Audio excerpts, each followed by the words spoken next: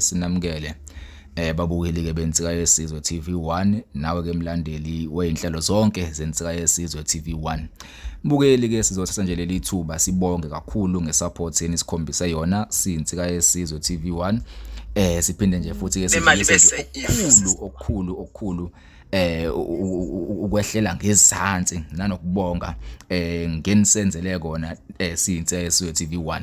Mbukeli ke inseso TV1 njoba ngeke ngasho ukuthi ke sinabalandeli siphinde ke sibe nababukeli. Uma umbukeli inseso TV1 ngizokubeka nje lokho kucace. Uma umbukeli umuntu osuke nje eyistrolela kuhlanganwe nevideo mase awuna ukukhulunywa into engiyithandayo noma into engase ngijabulele. Kodwa uma umlandeli wensika yesizwe TV1 kunohlelo ofanele ulenze ukuze usupporte fully support noma ke ube ingxenye yensika yesizwe TV1. Kunabantu abasithintayo bethi cha mina amavideo ngivele ngwabone adangena sengiphuthwe ngisho yibhesheli sengiphuthwe ngisho izinto zokuphila. Abantu ababukela inseso TV1 kune button afanele belipress esicelayo ukuthi siyacela mbukeli noma ke mlandeli ulipress if ungakolipress lelo button ibutton elibhale usubscribe. Umuntu ke mhlambe ke engase dideye ukuthi li button ngilitholaphi. Kuyafana nje nokulike ivideo kanje, ukulike nje uthi cwafo kanye kuvele isithupha kukhombisa kona ukuthi cha ivideo ayithanda. Uma ucomment kulula kakhulu uyangena nje la kuma comment kube simple ubhale nabo ababukeli abasilandelayo noma ke abacommentayo kuma video ke eswapostayo. Kodwa leli button engifuna abantu belazi ukuthi lipresswa kanjani noma belazi ukuthi umsebenzi walo yini yileli elila eceleni elimhlophe elibhale usubscribe. Mbukeli wenseso TV1 isupport yakho ime kuleli button nje lodwa walipressa nje walithi cofo kanye laba bovu kanje laba nebell mase upressa nje la mase uthi all leyo bell bemhlophe ibe nezindlebe ezithe. Lokhu kusho ukuthi mbukeli wenseso TV1 masifaka ivideo kwi channel leyo video izovela phezulu la njengama message akho nje ithi qingqing ivele ikhombisa ukuthi nangu udokotela engena kwinseso TV1 now live wenseso TV1 ungena uyaqala ke manje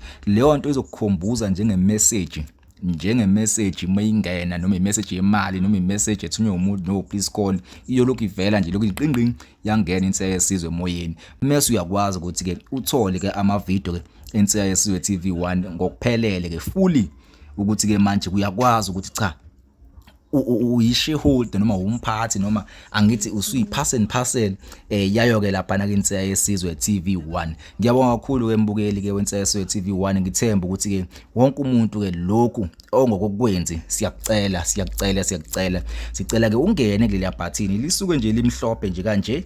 Wena nje into ofanele uyenze ukupressa nje kanye libe nje kanje subscribed then ke mase uphinde social pressa mase uthi all kuyobe kusuba nezindlebe kanje yokujela ukuthi get notifications when is uploada kama video. Siyacela ke mbukeli wenseso TV1 lokhu ukwenze kuyokusiza kakhulu kuyokwenza futhi uhlezi uupdated njalo mas upload ama video ukwazi ukuthi ke usheshe usithole noma ke ukwazi ukutshelwa yiyona ifoni yakho ukuthi inseso TV1 isi uploadile noma inseso TV1 isi live. Mbukeli siyabonga kakhulu ngesupport yenu.